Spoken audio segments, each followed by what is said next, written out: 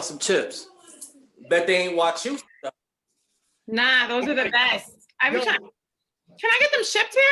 Yeah, I'm really looking. Okay. They got UTZ out here. The oots. Yeah, you know what I found out? UTZ is made in Pittsburgh, and they bought Wachusett. And Wachusett is made in Pittsburgh and shipped to Worcester, and you can't get Wachusett chips here. That's some bullshit. That's some bullshit. I'll be at the door, bro. Go to the door. You gotta go knock on the door like nah. But not for nothing, Oots got some popping barbecue corn chips. And that's one thing some barbecue corn chips. Yes, they are. They're fucking fabulous. They taste like fucking magic to me. Whenever you get done. Corn chips? Barbecue corn chips. Yes. Barbecue corn chips. Barbecue corn chips always, hey, ain't never hurt me. Ain't never did nothing to me. You know what I'm saying? Love some barbecue corn chips. Yeah. So let's get this motherfucking thing started. Welcome to another edition of the Barely Watching Podcast. I go by the name of Cobra Karate, still sipping on that Canada Dry. So I don't cry. Right. And it's your man D Mobile across the global. Bogo. We'll be waiting for the next three names you gotta announce. Nah, that's it. That's it.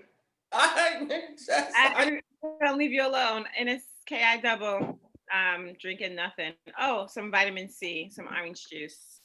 Vitamin C. So hopefully next be the vitamin D. I got that blue can. You got that blue can, I see. So I think I'm gonna attempt to drink today. I'm gonna attempt. I'm gonna see how that goes. Go ahead. Yeah. So a little bit, you know, a little bit, but you know what I'm saying? It's Rona. I'm going to the movies. You going to the movies? Yeah. Yeah, I haven't done a movie theater yet, bro. I don't know about movie theater. I met someone and they want to go to the movies, so I'm going to the movies, I guess. Oh, okay. It's online dating. It's working, huh? I'm not online dating. Where the fuck you meet somebody at then? In the Rona. Allah finds a way. Allah. He will send them to you. Hey, it is the will of Allah. It's the will of Allah. It's the will of Allah. Everything Muslim. You know what I'm saying? There's Muslims and there's Muslims. It's Muslim. Yeah, man. So how's everybody's? How's everybody's week going? Are you sitting in the middle? Oh shit! I'm not recording. Oh shit! You're not recording nothing. Yeah, fuck me. You ain't doing shit. I ain't doing shit. The fuck? You know what I'm saying? Goddamn. Y'all both drunk at the same time. What? I said you guys both picked up your cup at the same time. Well, that's because we both was trying to get over that nonsense that just happened. Over here being deceitful, churlish. And churlish. Insubordinate. Churlish. Yo, I told you what happened when I was substitute teaching? Nah. I'm substitute teaching. I'm calling names. There's a kid named Timothy in the class. So I'm like, Jacob, Max, Timothy. Yo, hold on, wait. I go, Timothy. The kid goes, present. Present. Yo, tears, man. Tears. I started crying. I would have been up and gave him a hug. Like, yo, we here, bro. We here. Yo, without missing a beat, he was like, present. Yo, that's the best. Grade A. Word. But my week is good. Well, today's Sunday, so it's the beginning of a new week. I think we may officially have a real president now. I think they finally called it. Are you going home? Yes, I get there on the 24th. I think I'm going too, and I'm scared shitless. Why? Because shit ain't cool right now. With what? The pandemic. Okay. I know what you're talking about. Nigga, you just wasn't scared. Now you saying you scared. You either scared or you scared. I was just talking shit. You scared? I'm scared. You know what I'm You saying? scared? I'm scared as fuck.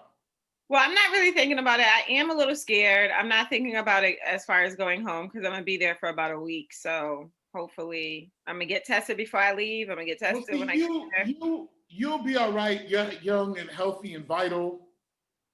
I'm old and fat. If I get it, I'm dead. You're not gonna die. Stop that So shit. if you get it, it doesn't mean that you're automatically gonna die, sir. First and foremost, and take your ass to the gym. Drink some vitamin C. Get some fucking vitamins in you. Do something to make yourself a little bit more immune to it. You don't want to be just sitting duck. Now you just talking crazy. Next subject. She's talking crazy. Or, You say you're talking about I'm fat and I'm old. I'm gonna catch it and die. You talking crazy. You talking crazy like the nigga with the voice box. Okay. What voice box? Yeah, with the voice box. You talking crazy. yeah, I want to be a mayor umpire.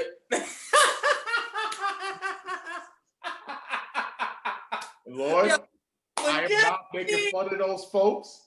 That is this man making fun of those folks. That's not me.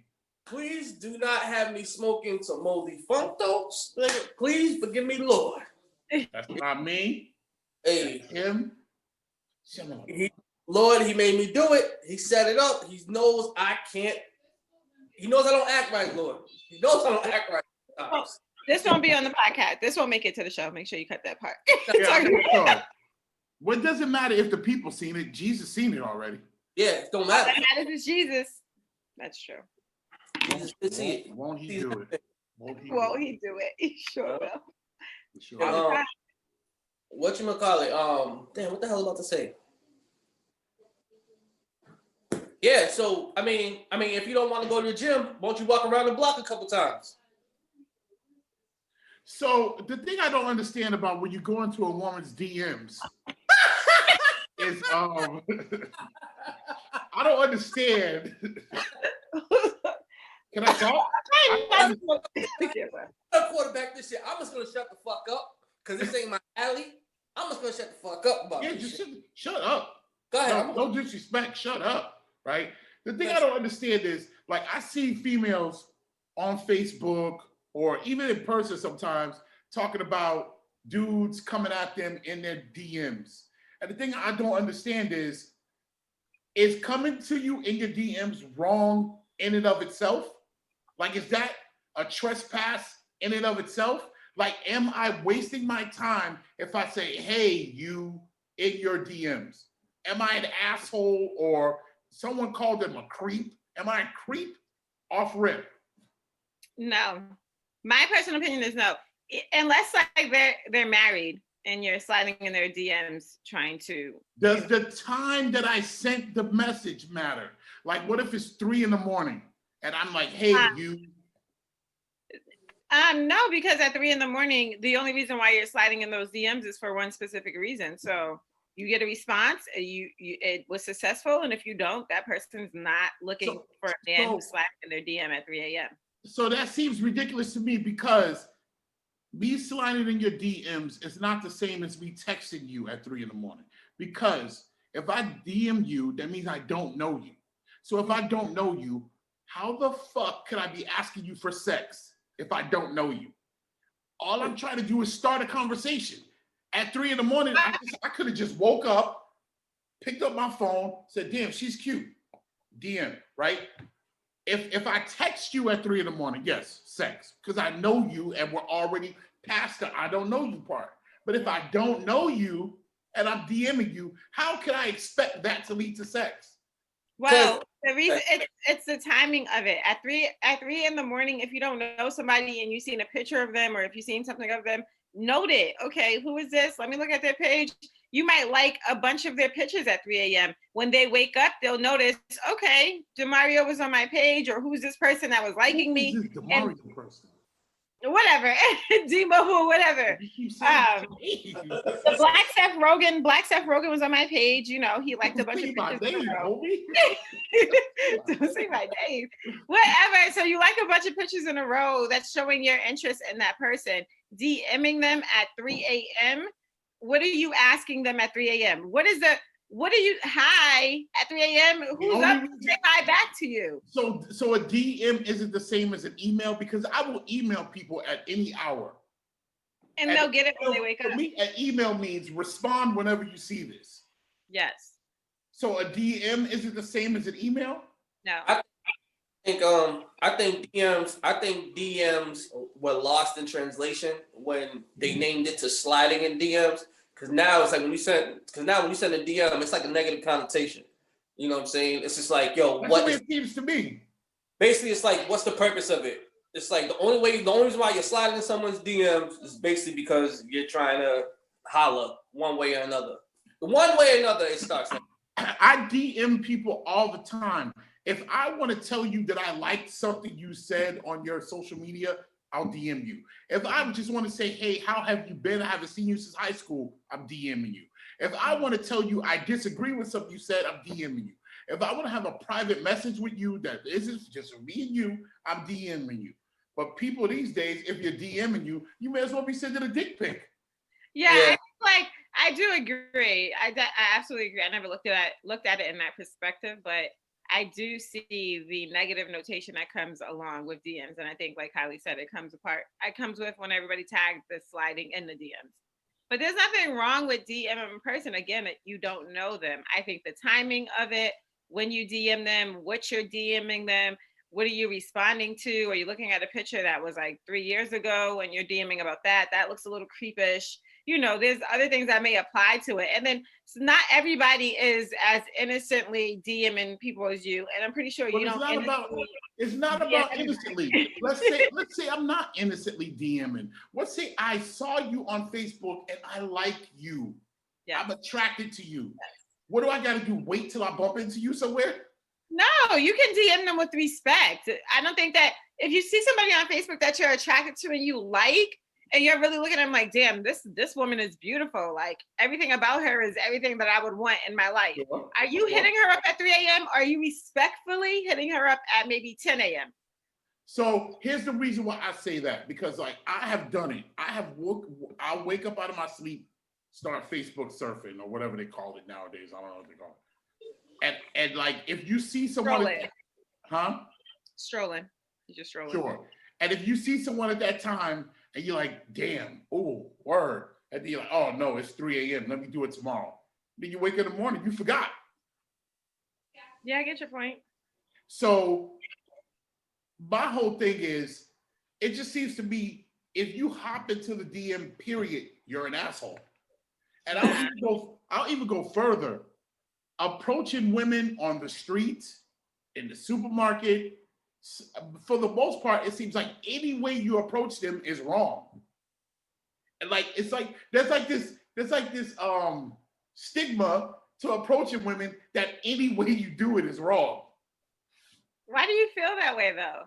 Because women talk about it like, oh, I'm at the grocery store, I'm with my kid, or I just got out of work, or I was at work, or I was in church. Like, where the fuck else am I going to see you? No, but listen to the rest of the story. I'm pretty sure those women are explaining a negative experience with someone in the way, their delivery, how they approach them with their kids. I've literally seen men hit on women and get their number with their kids, with their family, coming out of the grocery store looking crazy, coming out of a spa, coming out of getting their nails done. It's the way you approach a woman. So they're complaining about that man's approach. And then the timing. Go ahead. I agree to an extent. What I'm saying is I've seen all that and done some of it. So it does happen. But what I'm saying to you is it seems to be by and large, it seems to be the stigma is whenever a man approaches a woman, no matter the circumstances, he's an asshole. I think it's just a handful of women that believe that, and that handful of women all the attention. It's almost like the media. The media controls what you see, and the media kind of controls what you think. So yeah. a handful of women that really think that, because I still see it every day. Dudes approaching women, sometimes women even approaching men. Well, see, I don't know if people think that, but what I'm saying is, it seems to be that's the stigma that's put out there. You know what I mean? I don't think anyone thinks that thought, like, oh, if you're a man and you're approaching a woman, you're an asshole. It just seems like that's like they be joking about it. They be passing stories about it. It's like there's a stigma. So it's like if I'm a single man, you're a single woman, and I'm interested in you, regardless of what my intentions are, my intentions don't matter. Because if I'm approaching you, my intentions could be marriage, my intentions could be sex. It doesn't matter. What matters is I'm a man, you're a woman, I'm single, you're single, I'm trying to get at you. There's nothing wrong with that. But it seems the chances, like, what are the chances of this woman who looks like a wholesome woman responding to me at 3 a.m. versus me just waiting and fucking liking a couple pictures at 3 a.m. and then hitting her up the next day, or just even in a couple hours? Like, would you want to be attached to, damn, why did you slide in my DMs at 3 a.m.? She might not respond. You want to give yourself a chance for this woman that you're interested in to respond to you. So I think you have to think about that too. And I think even the women that talk about it and, you know, throw slander on it, I think they're all talking about their negative experiences or the annoying experiences that they have. Because there are some dudes that slide in there and straight up be like mad disrespectful, whatever. Oh yeah, I've seen it. Girls be putting them out there. I've seen it. Yeah. I'm saying they be screenshotting that. You know what I'm saying? And it's like, you know, and sometimes, you know, there's a few of them out there that do a lot of screenshotting, and you're like, okay, you know what I'm saying? It's just like, what I'm talking about right now is I've seen a few people screenshotting shit that seemed like it was totally harmless. Like they'll be like, oh, look at this asshole, and it'll be like, hey, how you doing? And that's it. And it's like, look at this asshole. Oh, Like, what the fuck did he do? Yeah, I've seen that too. And the extreme to that is the woman's just not attracted to the person. So that's why they're complaining about him. Like, oh, why is he sliding in my DMs? Look at this nigga. Like, why would he be? But he's not saying anything wrong. He's saying, hi, sweetheart, how are you? But he's ugly. Maybe he's married. Or, you know, there might be other details to the story of what they're saying. So it's not that you're doing it wrong. It's honestly, like Kylie said, that negative experience. Some of these people are married. You're sliding in my DMs. I go on your page on Facebook and you got a whole family. You guys just took pictures. Why are you sliding in my DMs, sir? Like, so maybe they're posting them like, look at this asshole. And he might be nice. He might be saying, I'm gonna buy you this, and hey, don't you want to come go on a date with me here or whatever? Like, or it's the opposite too. Like, a nice guy is just not attractive, and the woman's not attracted to that man, and then they're shading them for that. So I agree with you. I think that it shouldn't be a negative notation when it comes to sliding in DMs. A lot of people's marriages start from sliding in DMs and they're very successful. Like, they've had great time with that person just from that DM that someone initiated. So it shouldn't be bad and people should initiate them. But yeah, they have that negative notation when it comes to ugly dudes, married dudes. I hate it. Makes me want to. Go ahead. No, go ahead. I just hate the messiness of the screenshotting, because those. You like the tea, Kylie? You like the tea? No. I like when they screenshot it because it's educational for me. It's so you know what not to write. You know what I'm saying? Like, you know what I'm saying? It's a learning experience. It's a whole bunch of things. It's like you just have, you know what I'm saying? I sit back and observe, you know what I'm saying? So it's like, yo, I watch the shit. I am highly entertained. But my thing is that don't be out here being messy and then talk about always people being your business and shit, or to the point where you out here talking about, oh, I'm lonely, this and that, or how come no good guys approach me? I'm like, shit, you scaring them away. I'm saying you could have a good dude sliding your DMs and saying, just want to see what's up, whatever, but you always gonna be on some messy shit and screenshot motherfuckers thinking they think you the hot ticket and everybody wants you, but then you're gonna turn around and talk about, oh, how come no one wanna holler at me? Cause motherfucker, you being messy, you putting the shit on Front Street. Whenever I see a female, not all the time, but most of the time, when I see a female post something on social media and they say, hey, where are the guys that do XYZ? I comment in your DM on Red. Because that's where they are.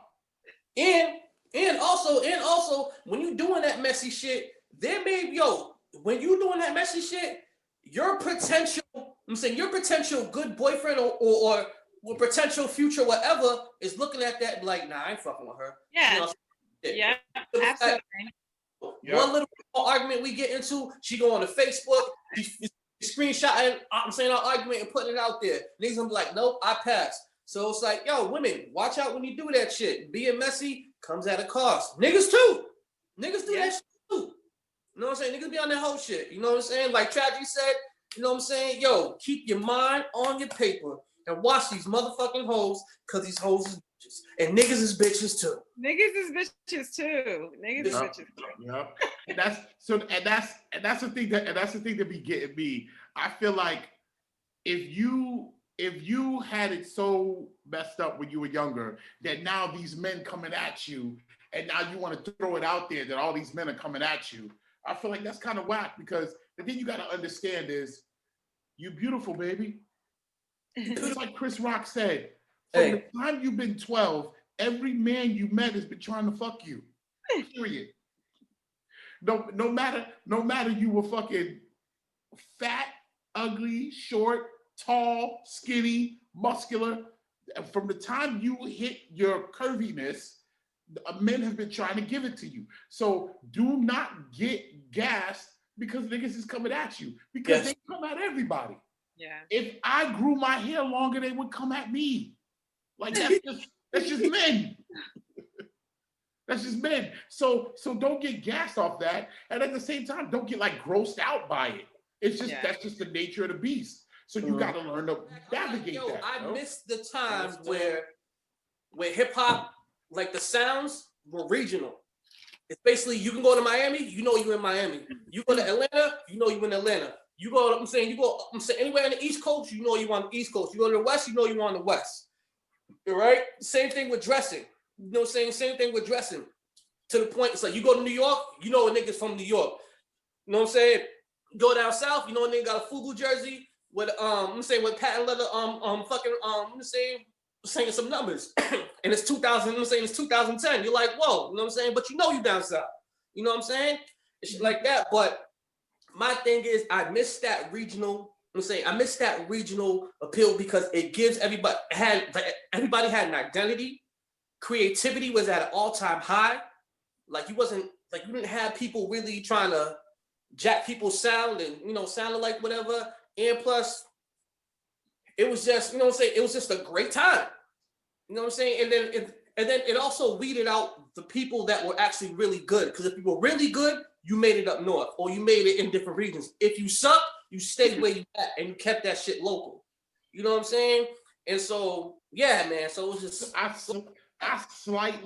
agree with you, but I remember a time in rap music when everybody sounded the same. Well, not the same, but similar. Like in the late 80s, before West Coast and the Southern cats started getting their own sound, they sounded more like East Coast. I miss that era where you couldn't really tell where they were from because it was all hip hop. But at the same time, I get what you're saying. Because even with that, even if you had a West Coast nigga sounding like an East Coast dude, you was like, yo, he's special. You know what I'm saying? Not only does he sound, not only is he from the West, but he can hang with us. You know what I'm saying? He can hang with East Coast. Jay Electronic, you know what I'm saying? He from Louisiana. You know what I'm saying? And but he sounds like Jay Elec is from like 6 different places too. But. He is. But at the same time, for instance, you got to do like Snoop. Snoop came up in the era where you had to have bars, and he didn't sound like anything else except for like a West Coast dude who had bars, and he was very, very well respected. But at the same time, you knew he was from the West, and you knew he was good enough because he made it up here, and you had East Coast dudes and everybody else respecting him. Nowadays, you don't get that. That's why I can't really listen to rap music nowadays, because rap music nowadays has kind of morphed into other types of music. And I'm not trying to be an old nigga that hates, but it's other type of music that I don't really fuck with, period. So. But the thing is, even with technology has this thing where it's making it easy for everybody to do.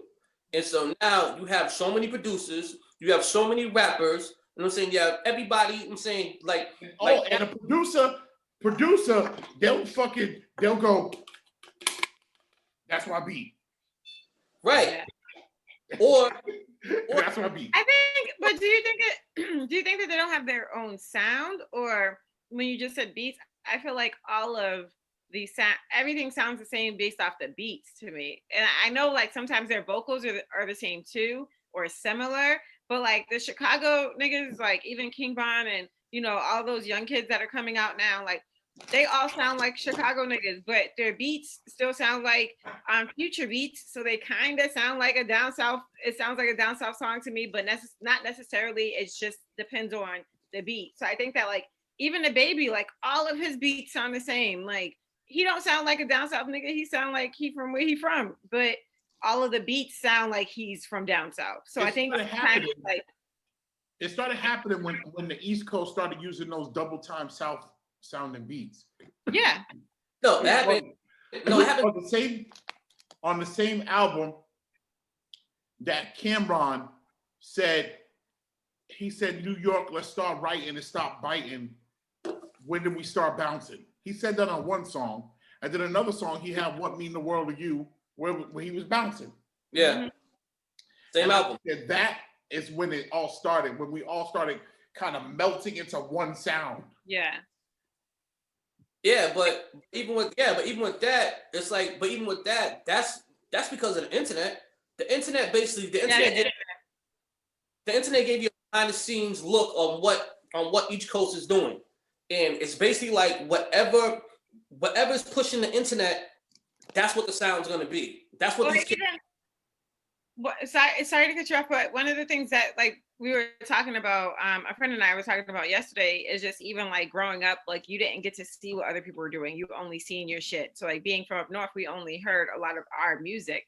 Like I went down south every summer when I was a kid. So that's when I heard down south music, and I used to bring it back up to Worcester with me, like back up north with me, so my friends could hear it, because my friends didn't go down south every summer, so they didn't get Uncle Luke or the stuff that I was bringing back up. Y'all don't know nothing about Gucci Man? No, but seriously, but unless it made it to BET or MTV, it wasn't something that was nationally known. So like Kylie said, you had to be hot to make it and be approved in different regions and different areas. But now with the internet, you can not be from LA and make your sound like you straight West Coast all day, just because I'm from London. Straight up. Like, you can do that. So I do think it does have, like, I do miss those times of knowing, like, okay, this was East Coast music, this was West Coast music, this is down south music. Like you had that regional sounds, and everybody was more individual artists, and it just didn't sound like a melting pot of like hip hop. Just sounds like one thing of hip hop. There's no subcategories broken down to it anymore. It's just, and it's cool. It's cool to be a melting pot, but have you ever played with watercolors? It's not cool to be a melting pot. Have you ever played with watercolors? Mm-hmm. Have you ever tried to mix all the colors together? Mm-hmm. Horrible. And you get that shit brown color? Yep. Sometimes it ain't cool to mix everything. That's what I said. It's not cool to be a melting pot. I'm like, not cool to mix everything. Even the way you dress. Even the way you dress. Like when you knew when a dude was from New York. You knew when a dude was from New York. Get ass, B. You know what I'm saying? Well, especially you can sometimes still tell though. Somewhat, because of the accent. But at the end of the day, we're still saying the same slang. We're all saying the same slang. There's no. Oh, that's like you can tell a nigga was from Boston if he had on a baseball jersey, open with no shirt on under it, and he was mad sweaty. No. You can tell a nigga was from Boston. Shut up. Look like that in Boston. Right, because I remember, early 2000s, early 2000s, late 90s, we used to go to New York all the time, to get some shit to be exclusive, and we just went, we spent like 3-4 years ago. We spent like 3-4 years ago. We haven't been there in like years, whatever, shopping. So we spent like 3-4 years ago. I'm still, in my mind, I'm still thinking it's early 2000. I'm gonna get something exclusive, whatever, and everything like that. All right, or something that hasn't been around for a minute, whatever. And I found a hidden gem. I go to New York. It looks like motherfucking Eblins and fucking Expressions. I was like, what the fuck is going on? I was like, yo, what's different about this shit? Nothing. The fucking power of the fucking internet. You know what I'm saying? It made everybody fucking almost like equal to that point. You see this shirt? I got an MF Doom shirt from China. Yeah. All this is a hoodie with the fucking screen print of MF Doom. Back in the day, you would have to like go to New York or something to get it. I got this shit from China. And then, up, you know, so we on Jamaica Ave. I'm saying, you know what I'm saying? So we in Jamaica Ave, whatever. I'm saying we on Jamaica Ave. I see this nigga, I'm saying young dude, gold teeth in his mouth, drinking a cup of lean. And I'm just like, what the fuck is going on here? And that shit just, it just bugged me the fuck out. And he said, you heard me? Yo. You heard me? It was just like, you know what I'm saying? But you could tell he was from New York, you know what I'm saying? Hearing him talk and everything like that. But the way he was dressed and the way he was carrying himself, he's carrying himself like a down south nigga. You know? And I was just like, yo, this is crazy. Yeah, kind of. You know what I'm saying? But it's just like, you know, it's like, I mean, don't get me wrong. The internet, it's a good thing to the point where you have dudes like MF Doom that could put out music just strictly for his base and still make a good, decent living off of that. I applaud the internet for that.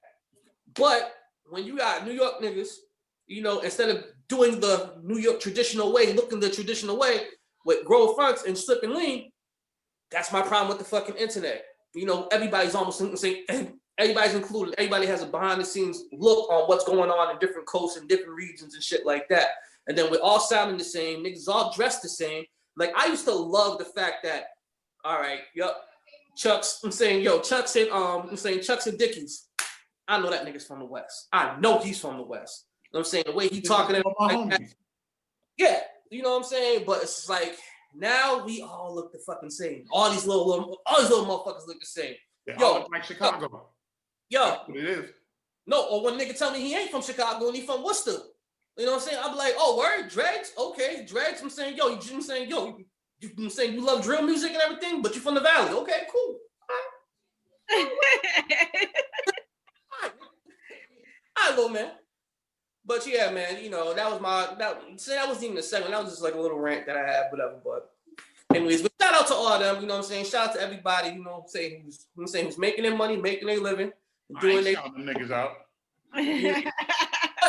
Don't get me wrong, you know what I'm saying? Don't get me wrong. You know what I'm saying? Some of the new stuff, you know what I'm saying? Some of the down south stuff and everywhere it's at, especially like London, I'm saying overseas, they be having some dope music too. But it's just weird hearing a dude from London, I'm saying the British dude, rap like an East Coast dude. Or sound like a down south dude. And I'm like, yo, does he have a British accent? And he's talking on some trap music shit? Like, that shit was weird to me. Like, well, I don't know if this person started it, but that's like Drake. He got a Houston sound. He's not from Houston. And like me being down here, people would be like, oh, Drake stole. No. Stop that shit. Stop that. Stop that shit. You know what I'm saying? No. Drake, no. See, and that's the power of the internet, where Drake could listen to this sound and be like, yo, I'm going to do this sound. You know what I'm saying? I can listen to the London sound. I can listen to the, what do they call the London? I forgot what they call the London sound. I forgot what they call it. But he could rap like that, saying the man. I have a problem with that though. Hold on. I think you're shitting on Drake a little too hard. No. Hey, I love me some Drake. I ain't shitting on him. Don't do that. Not you, him. Oh. No, I'm not shitting on him. You know what I'm saying? I'm like I'm bigging him up for that. You know what I'm saying? But I feel like what? I feel like the Beatles. I don't know if you guys know about the Beatles. Yeah. Mm-hmm. But the Beatles were big because Paul McCartney would dead ass listen to the radio or listen to songs and like different genres of songs, and he would go, I could do that. And he would make blues, metal. He would make a song. Like, they have a song called Helter Skelter. And he said that he was listening to like Led Zeppelin and shit like that. And he said, I could do that. And he wrote Helter Skelter. So I feel like if you're an artist and you can do other genres of music and you pull it off, more power to you. Like, if Drake can get on the mic and sound like a Houston nigga and rock it better than a Houston nigga, I'm not gonna hate him for that. You know what I mean? No. I'm not. I'm definitely not. I thought you were saying that was whack. But go ahead. No. I was about to big him up before you interrupted me. You know what I'm saying? Like you always do. But you know what I'm saying? I was big up. You don't get there fast enough, bro. Anyways, I was trying to make a point, but like I'm saying, but to hop on your point, yeah, even Boot Camp wasn't original. I'm saying Boot Camp wasn't the original dudes who was doing, huh? Be careful. Shut up. No, I love them too. But they weren't originals. I'm saying they weren't originals because dudes in Canada was doing that way before that. And Canada was doing what? Whatchamacallit? Doing the whole reggae, fusion reggae with hip hop shit. Niggas was doing that way before. I'm saying niggas was doing that way before. Nigga, KRS-One invented that. Quit playing. Nigga, that was like a whole sound in Canada. Before KRS-One invented that in 89. Okay. So there's no black people, there's no black rappers or anything like that in 89 in Canada. And if they were trying to sound like KRS. Maybe.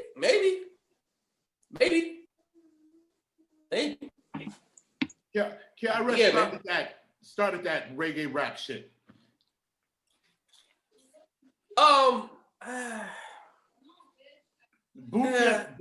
Boot Camp came along and Boot Camp did it, but here's the shit. Boot Camp did it kind of like as a geek, like they were like geeking, like, and then they became. They weren't.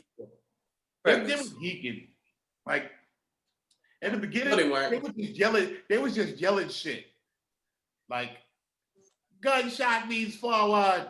Like they were just yelling shit. But they was rapping it. Nah, they was really. I'm saying no, they was very, very serious. They was very serious with this shit because they had because they had a big, strong, reggae. I'm saying reggae influence, and they fused it. Put it like this. KRS probably started it. Have you found that these are rap groups from the mid '90s that we're talking about? I heard of KRS-One. I didn't hear who else you said. KRS-One is from the '80s, but yeah, we're talking about Boot Camp. KRS-One, and I think he's referring to Cardinal in them. Is that who you're talking about? Well, Even you hear Cardinal stories talk. He talks about dudes who was doing it way before him, and everything. And Cardinal was like mid '90s. Yeah, Cardinal was late '90s. Yeah, he was like late '90s, and he was dope. I look up, and I'm saying he should be, because like right now, this era, I'm saying right now, this particular moment, that could come back. That particular style could come back, and it could kill right now. Especially when you got Afro beats is like, Afro beats is like really kind of like running like the, if you want to call it like Caribbean or international lane, whatever. Afro beats is killing that, but at the same time, you still have nothing to say. Now you have Afro beats, you have Afro beats artists. Doing a lot of collabs with You ever have beer and potato chips? Huh? You ever have beer and potato chips? No, I don't. Fucking magic. I don't really care for beer like that. You've got to try it. Son, why you drinking a Bud Light? Because I don't know nothing about beer.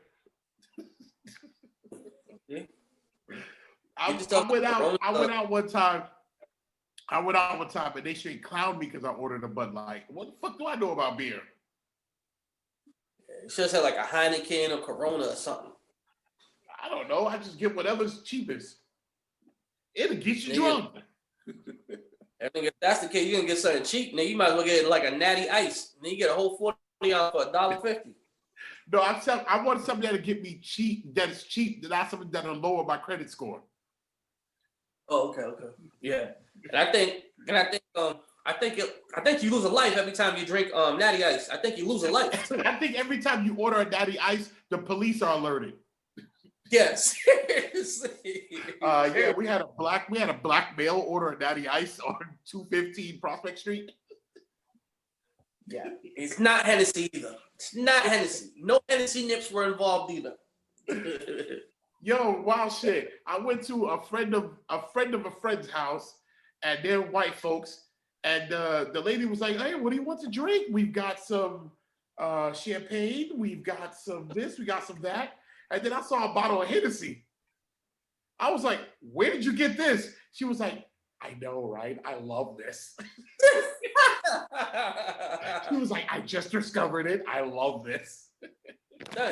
No, who's big on Hennessy too? Asians. Where they at though? Yo, son, you go to the liquor store, Asians be buying Remy, be buying Hennessy, Cavassier. Yo, they love that brown just as much as we do. And I was like, yo, I was so shocked. You ever see a pregnant Asian girl? Yes. You have? Yes. Wow, that's crazy. Yes. Mazel tov. Yeah. I seen it a couple times. It kind of bugged me out. Never seen a pregnant Asian before. I've never seen a pregnant Asian before. Ever. Dang. As nigga, when we lived in Plumlee, all the Vietnamese, you never seen none of them with a baby. Shit. Nigga, I Yeah, think those girls got pregnant, they sent them back to the motherland. And every time, no matter where you lived in Plumlee, I think there was like a limit of two Vietnamese families per building. Yep. I think so. You know what I'm saying? Because every building had at least two Vietnamese families. At least. You know what I'm saying? Yeah.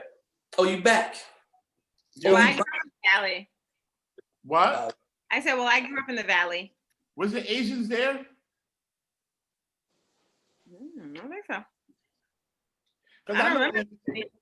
I know in Plumlee, the Asians there were niggas, period.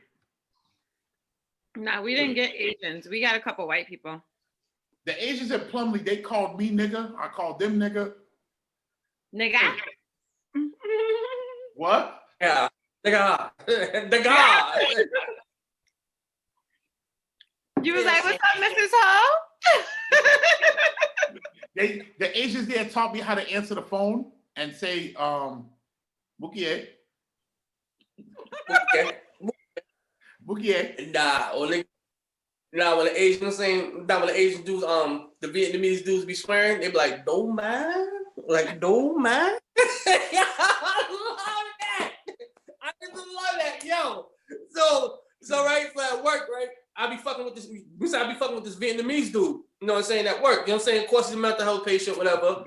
And so every time you open his door, every time you open his door and check on him, he gets pissed and he be cursing you out. So one time, you know what I'm saying? So one time I opened the door and I shined the light to make sure he was breathing.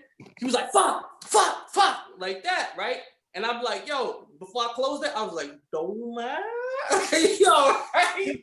Yo, he was in shock. He was just like, oh my gosh. You know what I'm saying? But yeah, son. You know what I'm saying? And just in case you don't know, don't mind, that means fuck you. Like, you know what I'm saying? Don't mind, man.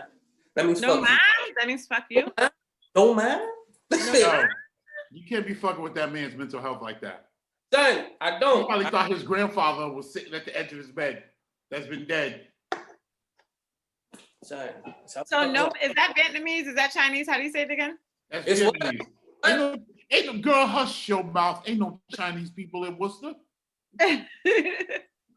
I can say no mind at the nail salon. If you want your nails fucked up, sure, say that shit.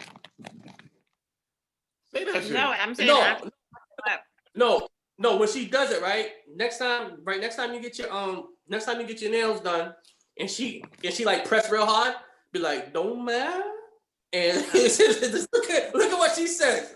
You gotta say just like that. Extend it. Because when you extend it like fuck, like it was like it's fuck, like it was like no man. That's what you gotta say, just like just like that. You know? Bitch done fucked up my nail. That's what I'm gonna say. Man, yeah, she might give it to you free. She And might then be like, bitch. Yep. So yeah, we moving on. So on the internet, you know what I'm saying? So on the internet, surfing the internet, you know, R.I.P. Alex Trebek. But you know, Jeopardy guy, you know, you know, hold a dear place in my heart. Have you ever seen the Saturday Night But Live? yeah, man, they got. I seen the petition being signed for what's called LeVar Burton to be the next Jeopardy host. You mean LeVar Burton or LeVar Burton? I think it's a great idea. No, LeVar Burton. Because in the text message you said LeVar Green Burton. Rainbow. So nigga, you know what the fuck I'm talking about. But why? You know what the fuck I'm talking about. Why is he a good choice? Why is he a good choice for the host? Why? Because we like him. Yeah. What the hell? He's you didn't grow up on Reading Rainbow? Yeah, but why is he the best choice? Because he's Jordy LaForge. Casually say, yeah, but what the fuck you mean? Yeah, well, yeah, but what? Why you don't like him? I don't not like him. I just don't get why is it like a big petition and like. Because somebody said it, and the rest of us was like, yeah, that makes sense. Makes sense. Does he even want to do it? He didn't object to it, and plus he's well spoken. Okay, he's well spoken. Is it because he's black? I'm pretty sure. Because he can read. Because the nigga can read. Yo, he's responsible for a lot of us being able to read and complete sentences, speaking complete sentences. Plus, he's Jordy LaForge, nigga. What? What? The first nigga in space. He was on Star Trek. Oh, this isn't the big Trekkies. What? This isn't the guy that played Kunta Kinte? Yeah, he played. Yeah. Okay. Yeah. But LeVar Burton. And he played Jordy LaForge. That's the more important role. It's more important than Kunta? Yeah. The first nigga in space. They should play Roots all month for all these white people. I don't want to watch Roots ever again. Why? Well, it's on Netflix. No, it's not on Netflix. No, Shaka Zulu is. Shaka Zulu, that's what it is. Do you remember your first time watching Roots? Let's talk about that. Yo, I dead ass, no joke. I had nightmares. I'm not kidding. When I watched Roots the first time, I had nightmares every night. I was scared. I was like, why did they make us watch this? I had nightmares. That shit was scarier to me than like Nightmare on Elm Street. And then I went to school and I hated all the white people. I was like, you know what you did to us? I was mad. I mean, I didn't feel like that. I had nightmares. I watched Roots when I was younger. I didn't pay attention because there was no karate in it at the time. It had to be karate in it. Yeah. And I ended up rewatching it as an adult, like in one sitting on Netflix, and I was like, holy shit. I haven't watched it as an adult yet. Yeah. Fiddler. Yeah, the fiddler.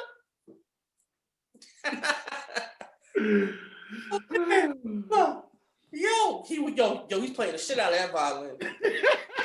He's playing the shit out of that violin. Fiddler was like,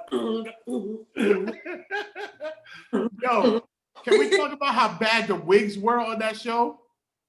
Yo, the nappy hair that they used, like Fiddler's nappy gray wig, yo, that shit was impeccably bad. It was beautiful. And the funny thing is, speaking of Fiddler, have you ever seen him? There was another slave movie where he was in, and he was Lou Gossett was very, very young, like a young Lou Gossett. That's why you lying. Lou Gossett Jr. ain't never been young. Stop lying. I'm thinking, at first I thought it was Robo Man. I thought it was Robo Willie. You know what I'm saying? DJ Robo. That's what I thought it was. You know what I'm saying? Because it was completely shaved and everything. And I was like, yo, what the hell? This nigga, yo, he was a slave that, I'm saying, he was free slave that got put back into slavery. And it was crazy. It was crazy. But so it was out and then he got back. Recidivism. No, it was like a comedy. Like it was like a comedy. Like ain't nothing funny about that. Yo, well, they made it funny. That's like the movie Life. People swear the movie Life is a comedy. That movie ain't a motherfucking comedy. There's some comedic parts in it. Yeah. That movie's not motherfucking funny. But that's some real shit that really happened to us. Like at the end of the movie, you're not like, damn, that was funny. At the end of the movie, you're like, God damn, that was messed up. Yeah. And they said it was based on a true story too. Yeah, I'm pretty sure. It was based on a true story, like the two characters and everything that they did, it was based on a real true story. You know Rick James was in that movie? No. Remember the gangster they owe money to, Spanky? Yeah. Oh, okay. That was Rick James. Okay. All right, I forgot about that. I didn't know about that. So I'm saying, so speaking of slavery and all that, yep. You guys pay attention to the Million MAGA March? Who? The Million MAGA March. A million MAGAs? Yeah. Million March. They got a million MAGAs marching? A million MAGAs marching. What is we gonna do?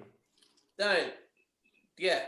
So a bunch of them. So a bunch of them marched to Washington. And at the end, just like every protest, there was some shit going on. Niggas was fighting. Niggas was getting stabbed. Niggas was tearing shit up.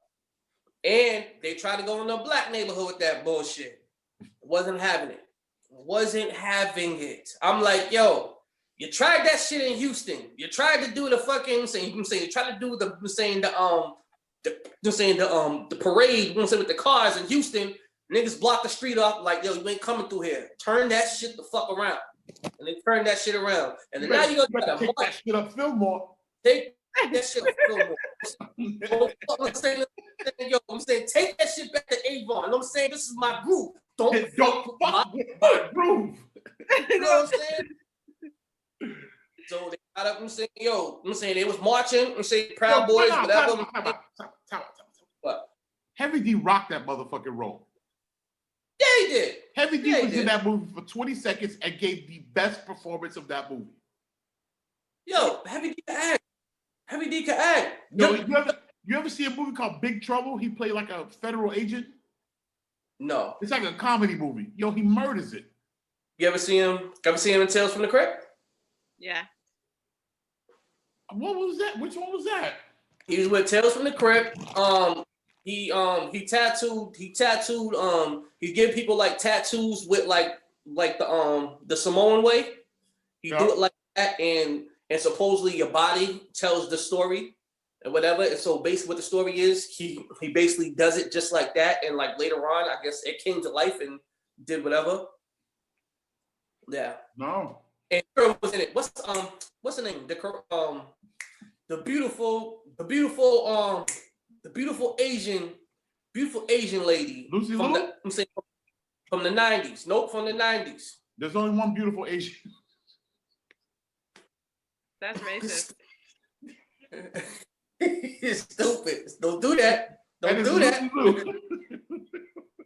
No, the one from the 90s. She was Michelle in the Yeoh? Is it Michelle? Nope, not Michelle Yeoh. And in the 90s, it was Michelle Yeoh. In the 2000s, it was Lucy Liu.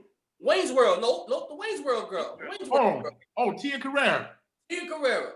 She ain't Asian. She's Filipino or something. What do you think of this? We don't call them Asian. We call them Filipinos. They're Asians. They're Asians. Well, anyways, yeah, she was in that. Yeah, she was in that segment. She was in that segment. But yeah. But whatchamacallit, but yeah, but Tales from the Crypt, the only two episodes I remember is the one where they were eating people in the diner, and the one with the ice cream man that had a twin brother. The ice cream man. It was he would park the car and then he would open the back of the ice cream truck mad fast. And you'd be like, yo, how the hell does he move that fast? But the thing at the end of the episode is that he had a twin brother attached to his back. Oh, shoot. Yeah, that's the only 2 episodes I remember. You remember the one with the dude with the 9 lives? No. How there's a doctor that transferred a cat's lives into a human's lives, and he was like a magician or whatever, and he'd actually really kill himself and then come back. But then he lost track of his lives, and they buried him alive, and he forgot. He like did a reflection of, okay, this is what it is, and then all of a sudden he was like, oh shoot, this is my last life, and then I vaguely remember that. Remember that? Yo, yeah. You ever see when they did the parody of it on Def Comedy Jam? The last couple of years of Def Comedy Jam, they started doing skits and sketches. You remember that? Yeah. Okay. Yep. And they did the one about the pimp. Yeah, cheap. His weakness was empty person. Yeah, his weakness was empty person. Yep. Yep. And his arch nemesis was cheap gold or something like that. A fool's gold. Something like that. I see your face, and pimp. For whatever reason, Black men, we have this sort of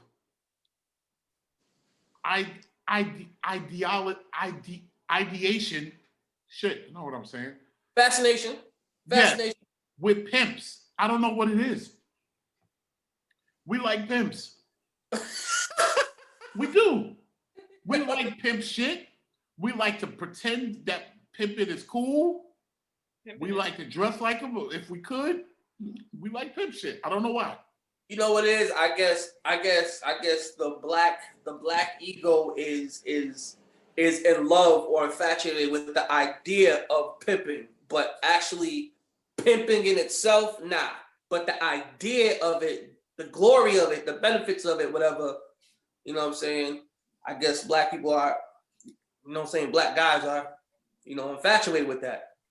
But because all I do is talk shit and swallow spit. You know what I'm saying? You know what I'm saying? I'm saying you ain't gonna hold a blow up. You know what I'm saying? I told you next move be your best move. Let your next move be your best move. You know what I'm saying? I got the motion in the ocean. All she got to do is sip some of my Pimps Love potion. You know what I'm saying? You know what I'm saying? Because I'm saying, top of all that, you know what I'm saying? Yo, we don't sweat these hoes. We just let these hoes. I'm gonna let these hoes. You know what I'm saying? And I'll bust a bitch's head to the white. To the motherfucking white. TPI, man. I guess I gotta be a black man. Unfortunately, I'm a black woman. No, that's the 2 things about being a black man. You have an infatuation with pimping and fat white girls. I don't know what it is. It's just something that's just can't relate, bro. Yeah, fat white girls. Nah, bro. Yo, all right. So answer me this. Every time you see an overweight white girl, why is her boyfriend some diesel ass shit, cut ass shit, bummy ass black dude?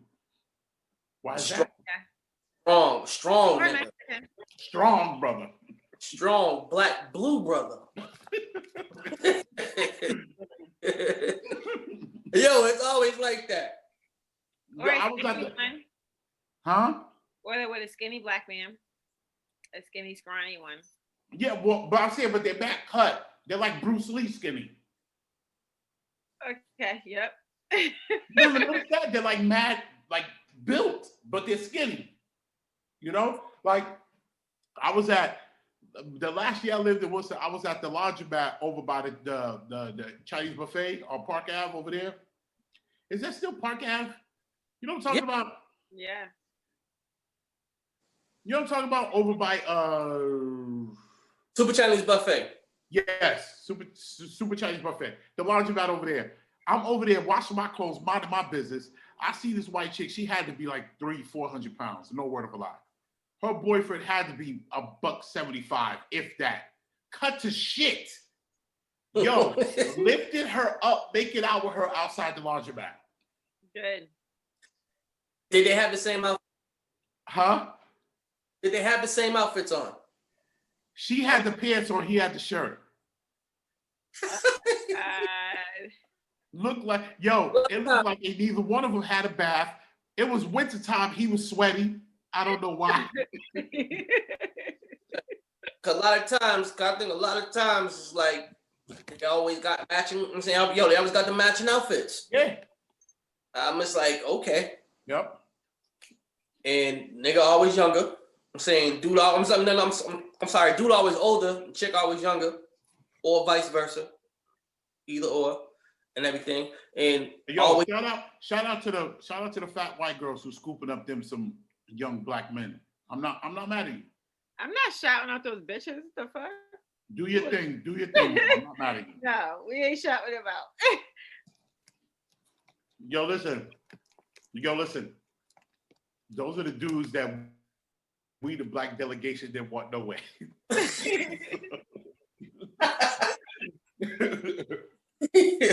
Yeah. Speaking of black delegation, I know it's like 2 weeks old, but did you see Van Jones confusing Beyonce? Confusing Beyonce with Mary J? Who?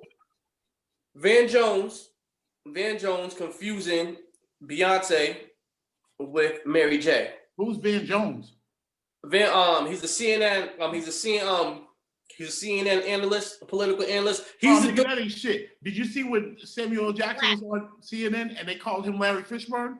Oh, I seen that all the time. That shit's the best. No, but we're not gonna walk over this offense. I'm saying we're not gonna just no, because I'm offended because I watched CNN because I missed the what did they do? Whatever it was. It wasn't a debate. Whatever it was, the address the nation that they did. I missed that, but I was watching CNN and I was watching the highlights from it, and I actually heard him say it.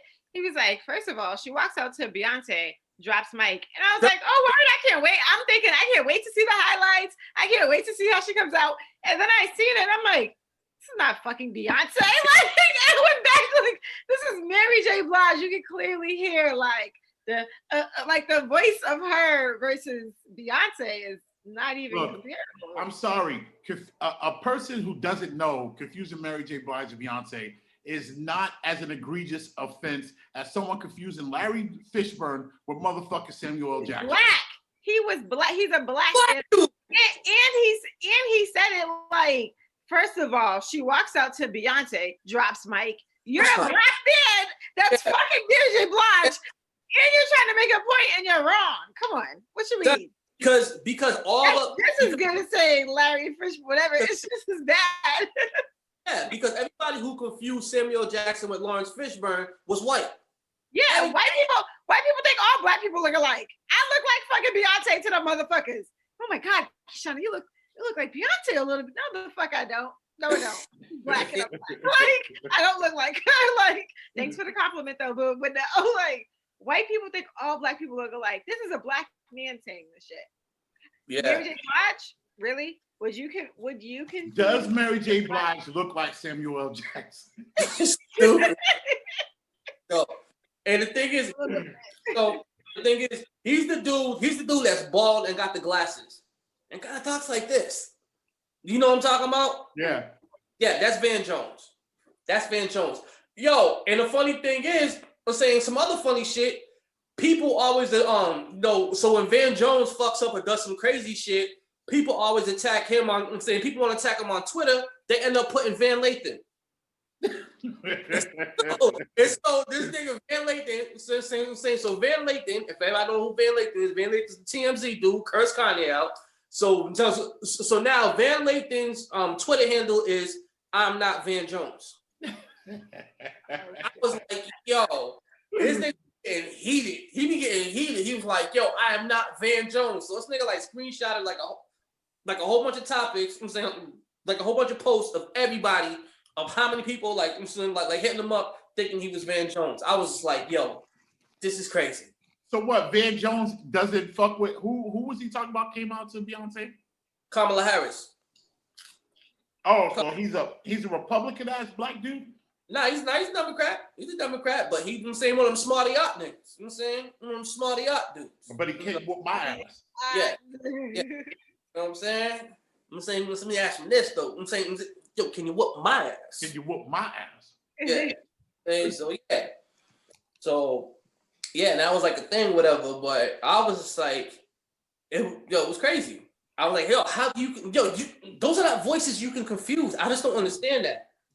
It's like, no. No, I'm sorry. And all of the white people were like, yeah. Everybody was in agreement to his statements. Nobody corrected him.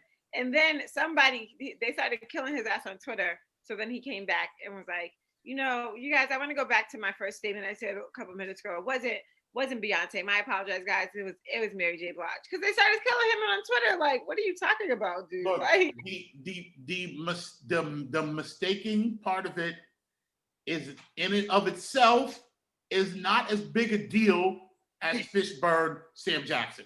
The other stuff around it, absolutely. But I can see how someone who doesn't know can mix up a Mary J. Blige song and a Beyonce song.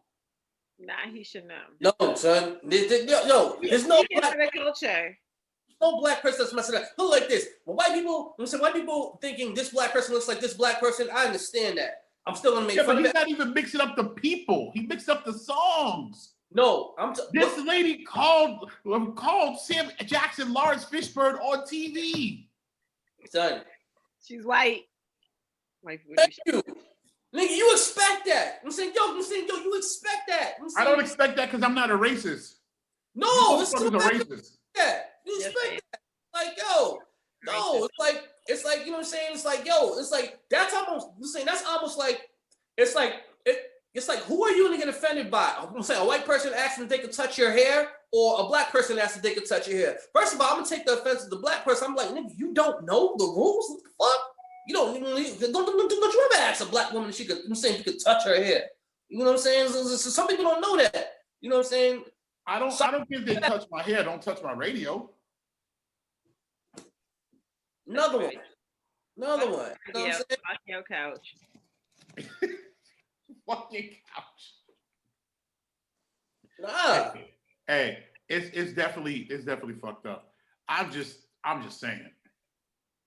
Nah, you ain't saying shit. That's what I'm saying. That's what you ain't saying. Shit, nigga. That's what you are. I did say something though. Well, did you guys see the Joe Biden? Well, it says Joe Budden, and it has Joe Budden and Kamala. It says that they won. So those are presidents for 2020. That is understandable. That is very, very understandable. You know, you take you put the U, you got Budden. You know? So that's because of that damn reality TV. Like, I can't. His name is Joe Buttons. No, it's Budden. First of all, it's Budden. His name is Joe Buttons. As I'm pressing the buttons on my camera or my computer. Now, because of reality TV, when they had to spell it, he spells it Budden, but it's Joey Buttons. That's his name. All right. Who's that? Call him Mouse, or you call him Joe Buttons. All right. Not no Budden. What does Budden mean? It's Joe Budden. That's his last name. No, it's not. Yes, it is. What are you talking about? We're gonna ask. Yes, it is. No, it is not. Look it up. Look it up. I am looking it up. It's Joseph Budden. He has a brother. He has a brother. His kids, Trey Budden. He has a son named Trey Budden, who's a rapper too.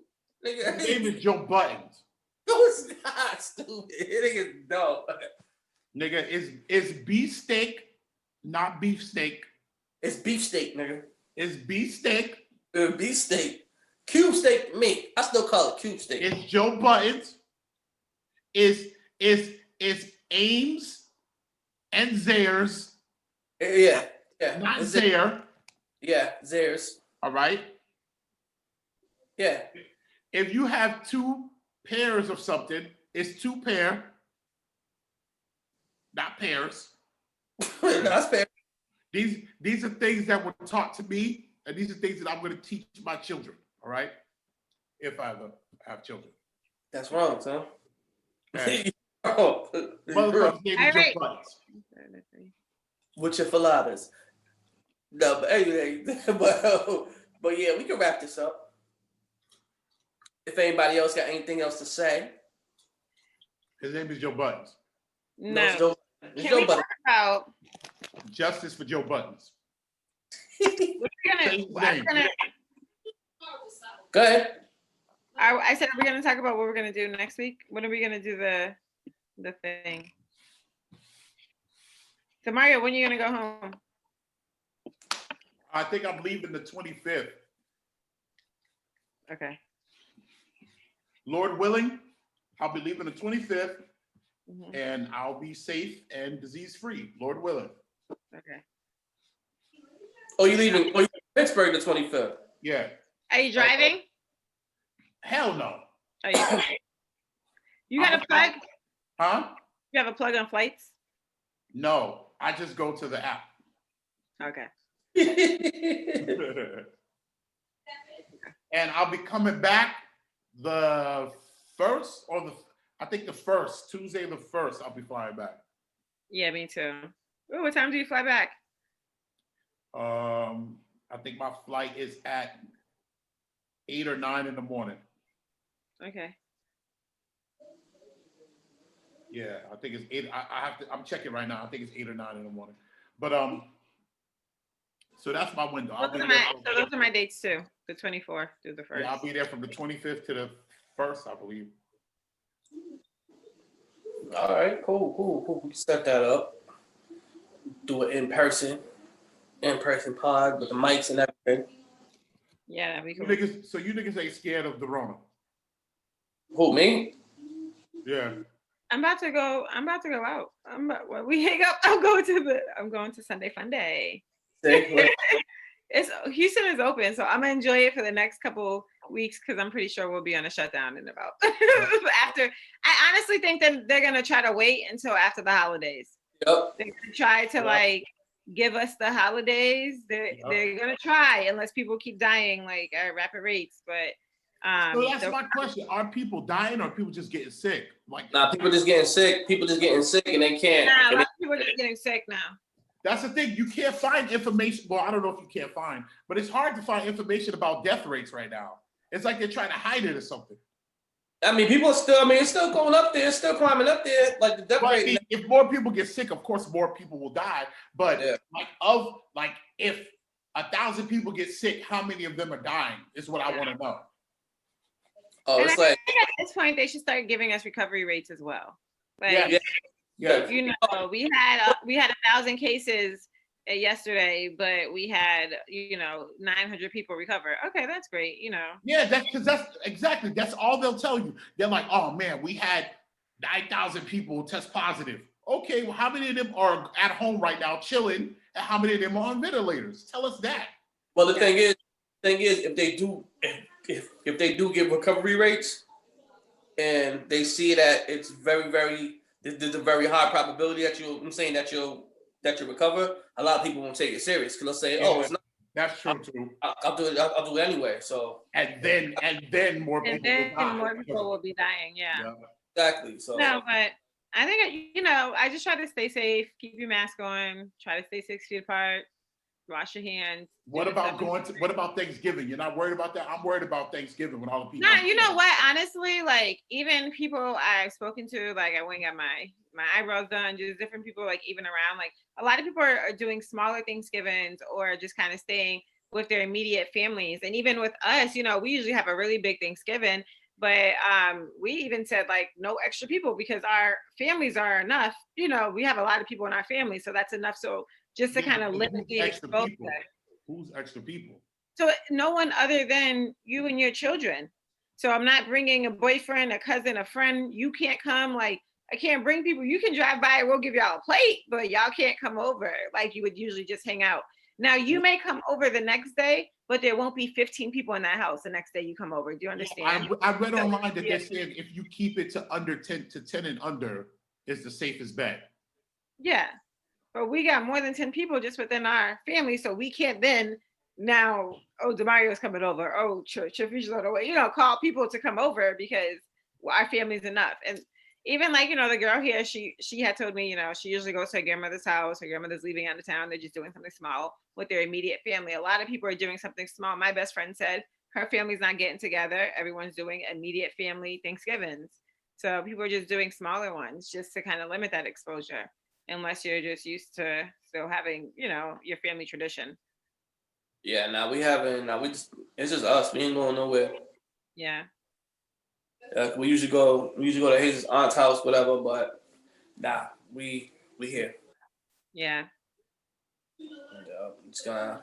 Yeah, I don't have like family in Houston, so I'm gonna come home. Yeah, that works. That works. But yeah, man. Anything else? Anybody want to address anything?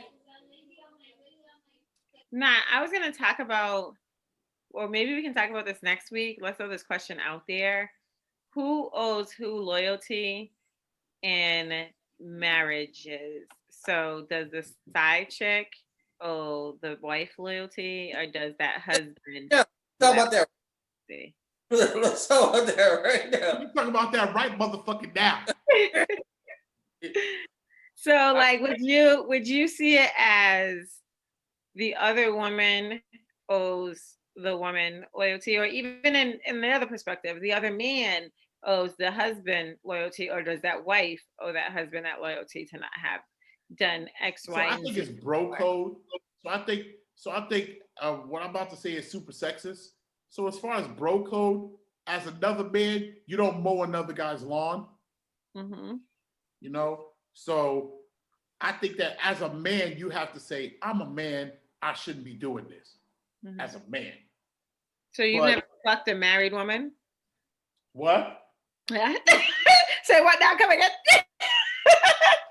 Say what now? Come again. So you never fucked a married woman? Or not even fucked sexual. Look at me, fucked sexually. You've never crossed the lines. You've never been too close, touched her, rubbed on the booty, got an extra hug that you shouldn't have been getting. You know those moments of, yeah, she was trying to fuck. So you ain't been there before, is what you're saying? Because bro code is you don't mow another nigga's lawn, is what you just said. So here's my problem with the Democratic Party. I think they need to change the way they're doing the whole thing, because back in the day, Democrats stood for slavery. That's like. I'm gonna say like this. When it comes to that, obviously, hurt people. So, bro code, it's like, yeah, there's supposed to be a bro code, but there has been times that shit has been thrown out the motherfucking window, especially when you're hurt and everything. Anyways, so yeah, it's like, as far as like loyalty goes, I think it depends on how the situation comes about, because you have some women, you have some men that lie about their current situation. You're saying like, oh yeah, we're married, but we're on our ways out, whatever. Mm-hmm. Oh yeah, yeah. Oh, he hardly lives here, whatever. And so that person, whatever, the side, whatever, will probably think, okay, say everything's cool, whatever. And then come to find out that was never the case. And so now it's just like, what I'm saying? Should I let all the shit out, or should I just continue to do whatever? It all depends on how they met. But I think if they're basically, the communication's there, like, yo, I'm married, what I'm saying, in such and such situation, whatever, I think there should be probably, what I'm saying? It's like, I don't know. It's. So you feel like a married man, and I'm just asking, a married man can be like, yo, I'm married, and then still engage in not marriage behavior? But he said he's married, so it's on you, girl. See, I misunderstood your question. No, that wasn't my original question, but I'm just saying something you said. It was like answering that. That's what I'm saying. That's why I'm asking. No. I'm not condoning none of that. I'm not condoning none of that. I'm basically saying that if that's the situation that we're in now, this is where we're at now. I'm saying, forget how, I'm saying how, how everything was approached, but if this is the situation we're in now, I'm saying you're the side, I'm the married, what I'm saying, or I'm saying vice versa, you're talking about as far as who was the loyalty lied to. Yes. Basically. Yes, yeah, yes, yes. Now, I'm saying, but now when you're talking about that, of course that's not cool. I'm saying, of course, I mean, it happens, but of course it's not. You know what I'm saying? I'm saying, like, you shouldn't cheat on your, I'm saying, you shouldn't cheat on your taxes, but if motherfuckers can find out, I'm saying, some motherfuckers can do it and not get caught. Niggas gonna do it. I have 4 kids. Just saying. What? You know what I'm saying? Nothing. Kylie got it. He said you shouldn't cheat on your taxes. I said I got 4 kids. That's all I said. How many kids do you have, DeMario? Do you cheat on your taxes? They got a lot. No. Okay. So I was asking that because that comes up in different conversations, different group messages, different things I see online, different like people's viewpoints. And my viewpoint is I feel like whoever is married needs to hold that loyalty to whoever they are married to. So whether it's the male being married, the female being married, they should be the ones who hold that loyalty to their wife or their husband. The side chick or the side piece nigga, the fuck dude, whatever, they don't have to hold loyalty to the wife or the husband because that's not their responsibility. That's not, they're not the ones who took the oath under God. They didn't say, I'm going to marry, like, they're not the married ones. They're the single ones, or they're the ones out here doing whatever they do. But if you hold loyalty to yourself, kind of how DeMario said, bro code, or for like me as a female, I would never deal with a married man. So immediately I know that you're married. My loyalty within myself is to not deal with married men. So you would be completely off. Kind of like you said, don't mow another nigga's lawn. If that's your loyalty within your own morals and your ethics or your principles that you stand on, you wouldn't cross that line regardless of sometimes, you'd be like, fuck that nigga, I'm fucking his wife. Hey, you really shouldn't do that. So I think the loyalty is from the partnership, but then if you have your own kind of morals and ethics you stand on, you wouldn't even put yourself in that position to even be fucking with someone that's married. Unless they've lied, unless they didn't tell you they were married. And then now, if they don't tell you you're married and you done busted it open or y'all done fell in love or it's a whole situation, and then now they're telling you that's a completely different story. That's a whole separate situation. Yeah. And like that too.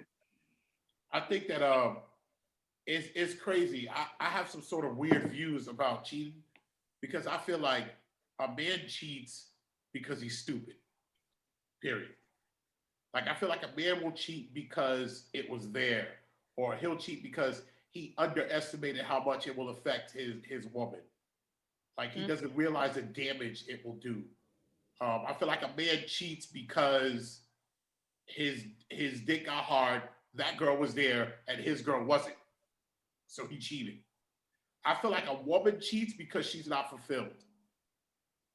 Like I feel like on the whole, I know there's some women out there who can be head over heels in love with a motherfucker and still go want something on the side. Like that exists. But I feel like on the whole, a woman cheats because she's not fulfilled. So I feel like if a woman cheats, I feel like, I'm sorry, bro, that's on you. If you're her man, you should have been holding it down. She's cheating because you didn't fulfill her. Now, I don't think it has to do with fulfilling her as far as like sexually. I don't think it's always that. I think it's more of she felt like I don't know, whatever it is. She wasn't fulfilled. Whatever she needed to make her feel like that chick, you didn't do. Yeah. She's looking for dick somewhere else. Just like. So if the girl cheats, the guy didn't do his part.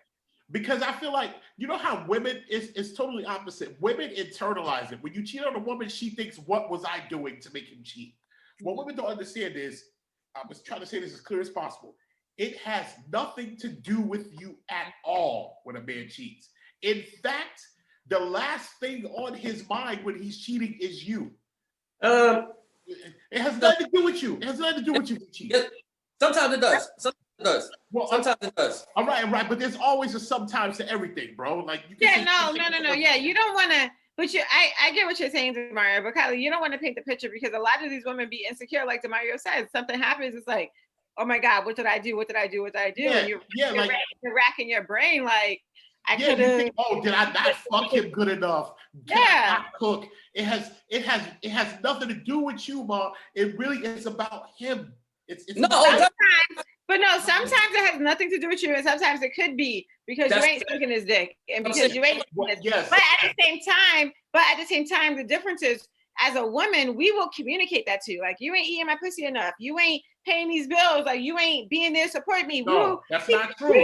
That's not true. That's not true. That's not true. A lot of women. A lot of times, women will sit unhappy as fuck. I have a lot of female friends, and I've watched them do it.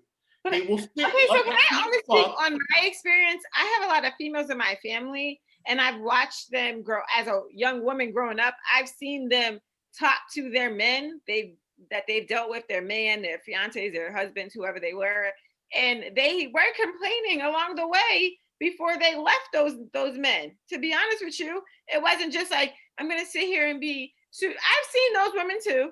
I've seen those women sit and be unhappy and not speak on it. But I can say for my life and what I see, and again, my experience is not everyone else's, and that's why I be like, I disagree, homegirl. Nah. I think the caliber of women that you know versus the caliber of women that I know that would make. Women always love to say that. They always love to say the caliber of women. Whenever a man starts saying negative things about a woman, they'll say the caliber of women. Sure, whatever. But they always say that. But we're products of our environment. So like you grew up in Philly versus me being in Valley. I seen different type of women than you seen. Like just we're seeing it. We know the same women, bro. Let me tell you. Let me tell you. Hold on, wait. Let me ask you this though.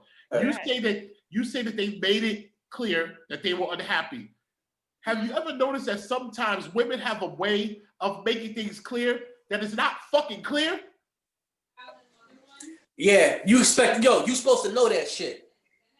You should know. See that? I'm saying you should know that. But the thing is, we tell you guys don't listen. We tell you guys, I will sit this way. We tell you guys don't listen. There are some women who don't speak up. I do agree. I have friends. I've been around a lot of different women in my life. I've seen women not speak up. But I can tell you, for me, in the 34 years of my existence, the majority of women I've seen in my life have spoken up before leaving a situation and have consistently spoken up before leaving it. They just weren't sitting in misery or just cheating. Half of them didn't even cheat, to be honest with you. So they weren't out here just cheating and doing their own thing. But I have seen the other side of women who think that you're just supposed to know. But how many of them? But here's my thing, though. The reason why I think there's a flaw to your argument is because a lot of those women who are unhappy and staying in those relationships probably don't even fucking know that they're unhappy. They just think this is just the way it is. This is just the way relationships go. And they don't even realize, no, you need to get out of there. You're unhappy. So I feel like with that going on, with the fact that communication doesn't always happen the way you feel it does, I don't feel it does. I feel like with that going on, a lot of times niggas don't know that shorty is looking for a better option. Yeah. I feel like a lot of times niggas don't know. I feel like niggas don't know because that's the problem in general. They're not in tune into their relationship. Like, you know your woman, like you should not, like you know your man, like you should know your man, like you should know your woman. Fair. If your woman's movement is to change, if she's unhappy, you're gonna pick up those things because you're in tune in your relationship. And if you're not in tune in your relationship, you're not gonna pick up the different changes in her energy and her behavior and her pH balance. That's fair. And her pH balance. Yeah, throw all that off. Her acne will start to flare up because she's stressing. You don't get that. You just out here chilling, playing the game, thinking it's all cool. Like, no, like she's giving off nonverbals. She's giving off nonverbals the same way men. You guys do that same way too. Men don't always communicate, and you guys do a lot of nonverbals before you start to communicate. Come on. I don't want this to turn into a battle of the sexes, though. I'm not trying to get. No, it's not. But I'm saying, like, as a woman, we'll pick up on that and be like, "Hey, what's wrong with you? What's going on? What's bothering you?" If you guys do pick up on it, even when it's nothing to pick up. Y'all be picking that shit up. In time, also, women will be like, "What's wrong with you? What do you mean?" Well, you're pressing the buttons different when you play PlayStation tonight. Yesterday, you pressed them different. Yeah. So I'm just trying to make sure you're okay. What's wrong? And also, women will get mad at you for not knowing that they're mad when you ask the question why they mad. Women will get pissed off. Don't even. Kylie, if you was late picking her up and you gonna ask her why she's mad, why are you asking her why she's mad? You're late. You're fucking late. Why are you asking her? Why are you mad? You're late. Right. But what about, hold up. What about when one of your homeboys calls you and makes a joke and you laugh a little too hard and now she's sitting over there lip poke and you're like, yo, why you mad? This nigga's having fun. Get the fuck out. If it ain't coming from me, yo. I don't know. I would just be like, why are we laughing? It was funny. I want to know the joke. What's the joke? Yo. I'd be like, what Kylie saying to Mario? You'd be looking at me like, bitch, I'm on the phone. This is my conversation. And it's like, yo, the thing is, sometimes it ain't about you. Sometimes it's not about you. And that's the point. 90% of the time, it's not about you. Stop. No, no. Always about me. I know. 90% of the time, it ain't about you. Sorry. And that could be part of the problem. I'm doing this. That maybe it should be about you, right? So that's probably the problem. In all honesty, whenever the man's mood goes here or there, women think it's probably about them. And I think that the fact that it's not about them is a problem. Yeah, it should always be about them. It should always be about your women. So you can't, if you're laughing, if you're joking, it should be about your women too. You should be able to, hey! He's having too much fun. He's having too much fun. Make sure your wife is having fun with you. He laughed too hard at something I said. You know what I'm saying? My titties are too big. She don't like that shit.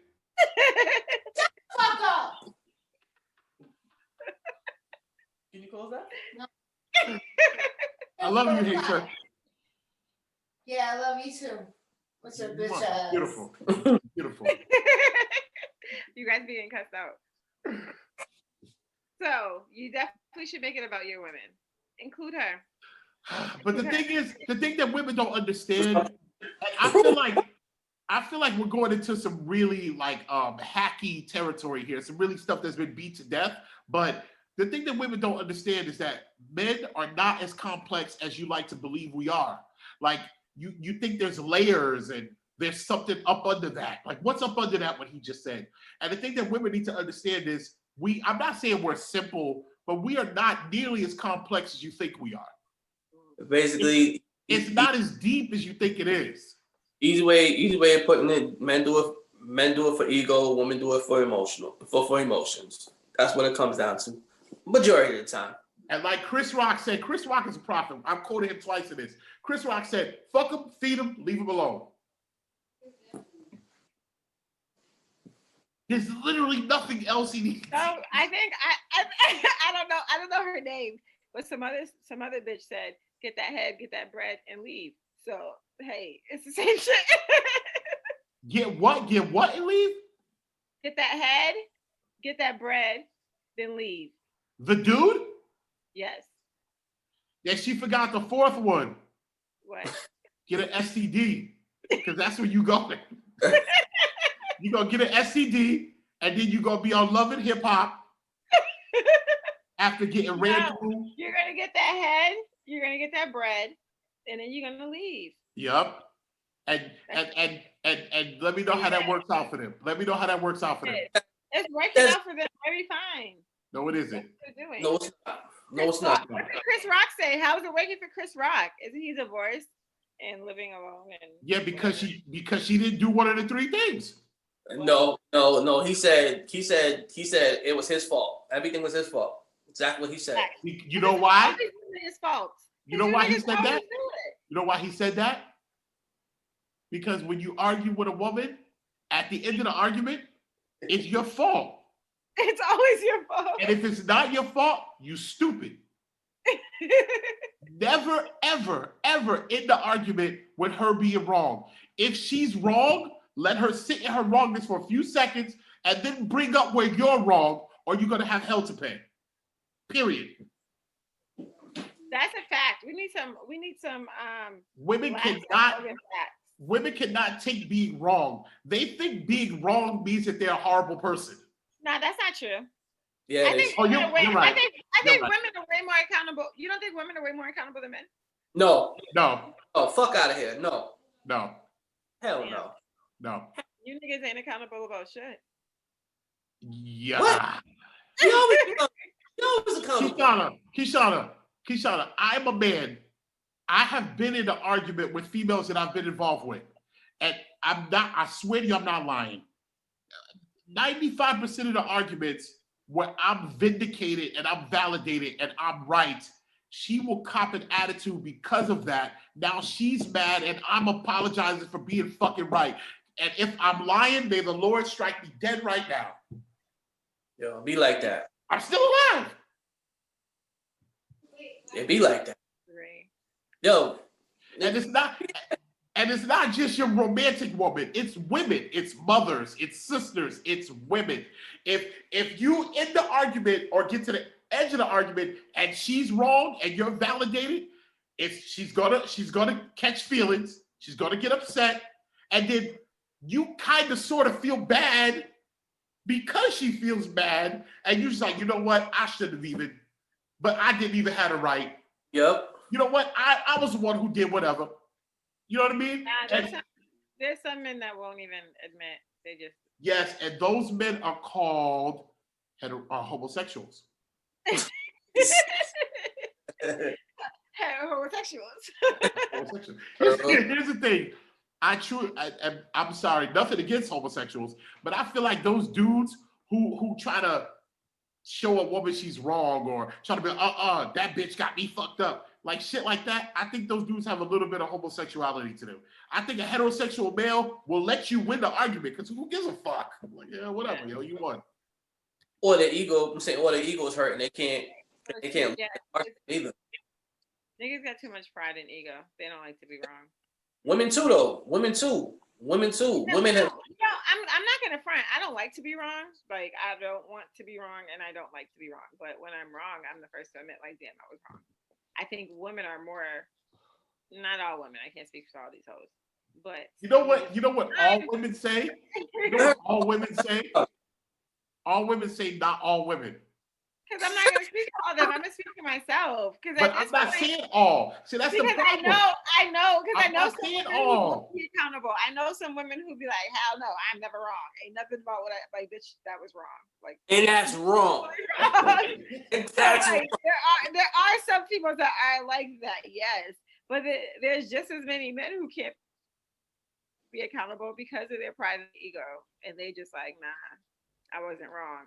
They'll so find you're a way. Sit there, being a woman, you're gonna sit there having a vagina and telling me that 9 times out of 10, the niggas don't let you win the argument?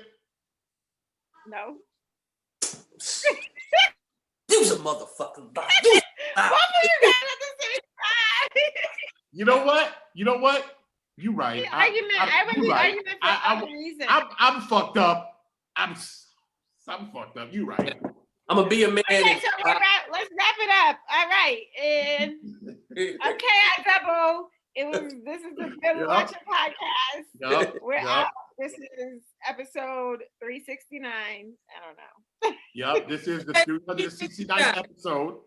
25. Everything from her lips is gospel. I've been drinking. I went from 1 cup to 2 cups. So it was orange juice, and now it's something else. So now you had, in order to cope with our manliness, you had to get drunk. You had to get drunk to do your business up in here. You guys don't see women's point of view. You just only see your own. I do. What you talking about? I'm trying. That's why you're here. I'm trying to see your point of view. I'm trying. You're drunk. That's why you're here. I'm trying to see your point of view. You ain't showing me shit. That's how you feel. I believe that women are, if I'm overly critical of women, it's because I feel the same way about women as I feel about this country. I feel like if you love something, you fight for it, you try to make it better, in your estimation of better. Yeah. You know what I'm saying? And you try to correct the things that you see as flaws, and you see those flaws because you care and love that thing. That's the way I feel about it. Exactly. If I didn't love you, I wouldn't speak about it. Yeah. You know what I'm saying? Yeah, no. Because you think it's all about pimping hoes and slamming Cadillac doors. You know what I'm saying? About that. It ain't about that. It ain't about that. Tipping on hoes. What is it about? What is it about? What is it about? About me and you Yeah.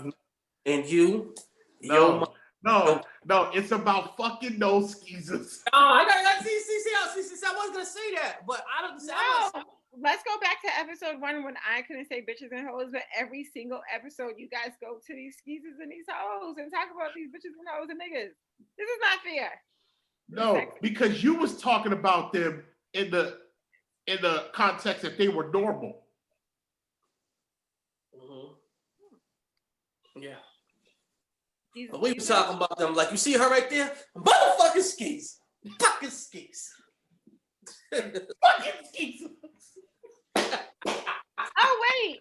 Have you guys ever seen somebody shout out somebody for their birthday, but they don't like them? Like, shout out to this whack bitch, it's her birthday today. Like, why would we do that? Like, I would feel so flattered if my hater shouted me out for my birthday. I've never seen that before, but I respect that. Boom. Lick off her shots. I respect that. If I ever see somebody say, shout out this whack bitch, it's her birthday. No, it's a lame bitch's birthday and had the girl's name in it. It's his lame bitch's birthday. That's gangster. Has the name in it.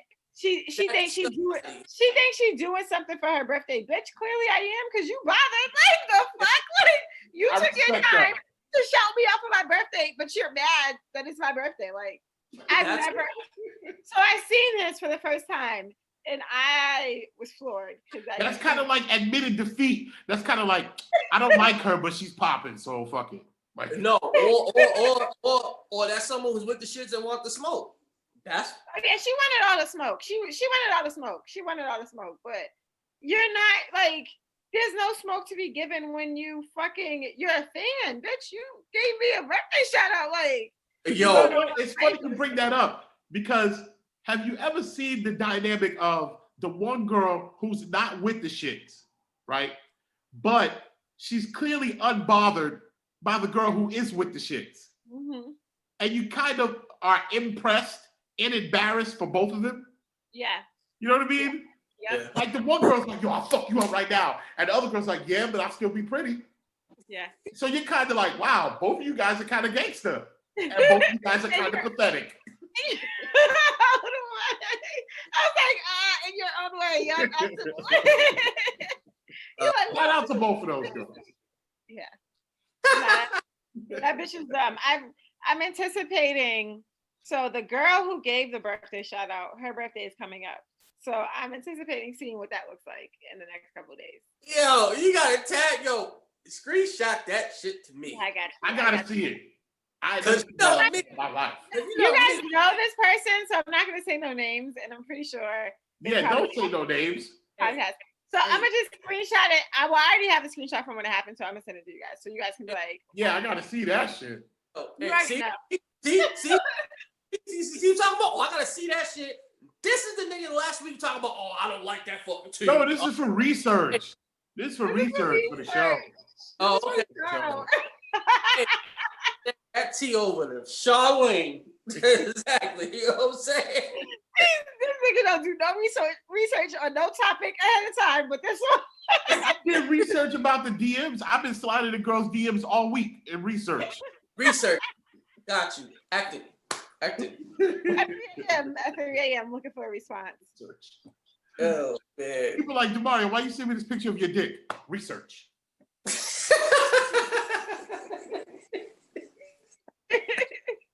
On a scale of 1 to 10, were you turned off by the dick? Were you turned on by the dick? Oh, man, you're stupid. All right, come on, guys. We gotta go. All right. All right, so I go by the name of Cobra Karate. Finish this motherfucking ginger ale. About to get real. It already got real for you. That's why I shut down. I shut down. I know, I seen it. The whole shit was like. It made me lose my motherfucking mojo. Yeah, but yeah, whatever. And it's D-Mobile. Black Seth Rogen is the girl. K-I double. About to go get in some trouble. About to be in these streets before they shut us down again. Make sure you wear your mask. Be safe. Always and forever. Bro, you can't even talk to people when they come up to you out here with no mask. I'm like, when the person was like, do you want me to put on my mask? I'm like, I don't care if you die, but I'm not trying to die. So you can walk away. Like, you can just go the other way. Walk around with that COVIDs. You know what I'm saying? Walk with that COVIDs. You know? I got a face shield. All right, y'all. We out. And we won't have to cry no more.